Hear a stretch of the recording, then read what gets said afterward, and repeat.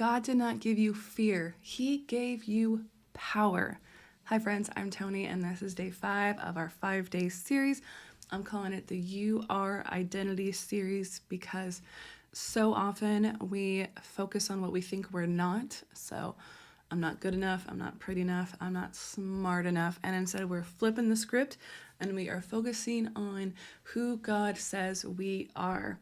So far in the series, and we have talked about how we are chosen, we are known, we are safe, we are free, and today we're talking about how we are powerful. So let's dive right in with the word.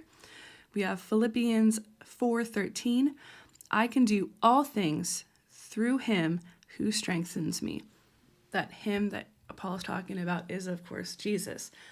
All things, not some things, not small things, all things, big, small, medium, whatever it is. As long as we are doing it with Jesus, we can do all things. I talked earlier in the series about how there is specific work that the Lord has chosen you for because he knows you. You can do that work that he has called you to do because of his power, because you are powerful, because you can do all things. Jesus himself said that the disciples would do greater things than what he did.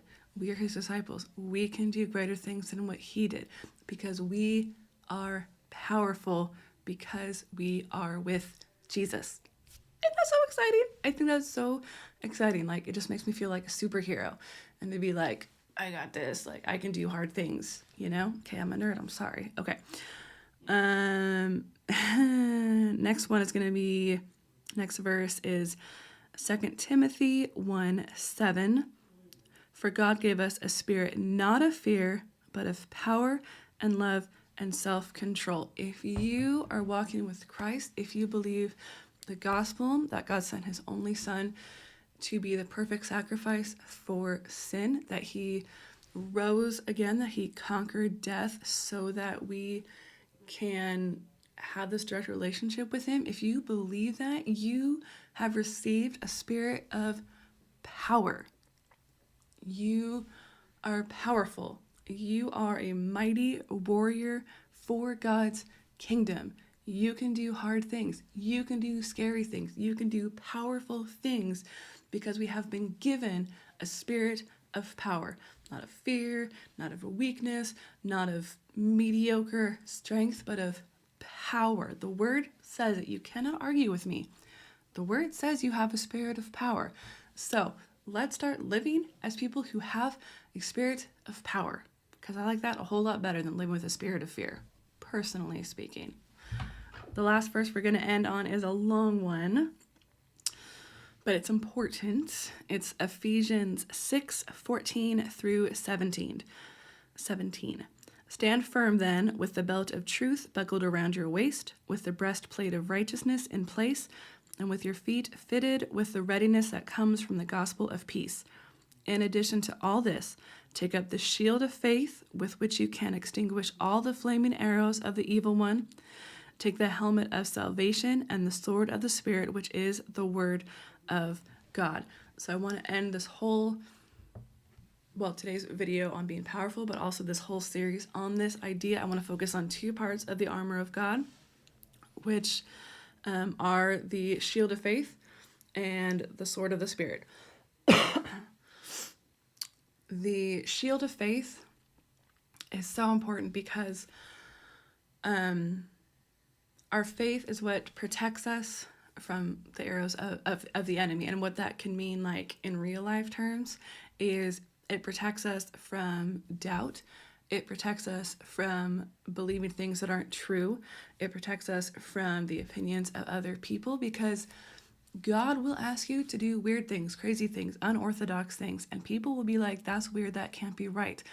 But we have the shield of faith, and we believe that God has given us a spirit of power to do these things. And it'll look weird and crazy to other people, and that's okay. But our shield of faith is what protects us from those aspects, those things that would keep us from doing the work that God has created us to do. The other part I want to focus on is the sword of the Spirit, which is the Word of God. I am speaking to myself here. I am not super good at this, but knowing the Word of God, being in it daily, knowing it, memorizing it, talking about it, talking to the Lord about it, deep diving into the Word, because that is where all truth is. Everything that we need to know is in that book. And that's why it's so important, because when doubt starts to creep in, when the enemy tries to tell us lies about who we are or about the Lord and thing, we have this book, this tangible thing. I wish I had mine here, but I don't. It's upstairs. But we have this tangible book that tells us what is true, that tells us who we are, that tells us who God is. And that is why it's so important, because that sword can fight off any battle that is coming against us, between the faith shield and the spirit sword. We can fend off all the enemies. That is true power. It's the power of faith, and it's the power of knowing the Word. You are powerful. You are a baddie for the kingdom, which is just so exciting. I love it so much. So that ends our series, our You Are Identity series. If you liked it, please consider subscribing. Thank you for being here. Thank you for watching. And always remember that blessed is she who believed that he would fulfill the promises he's made to her.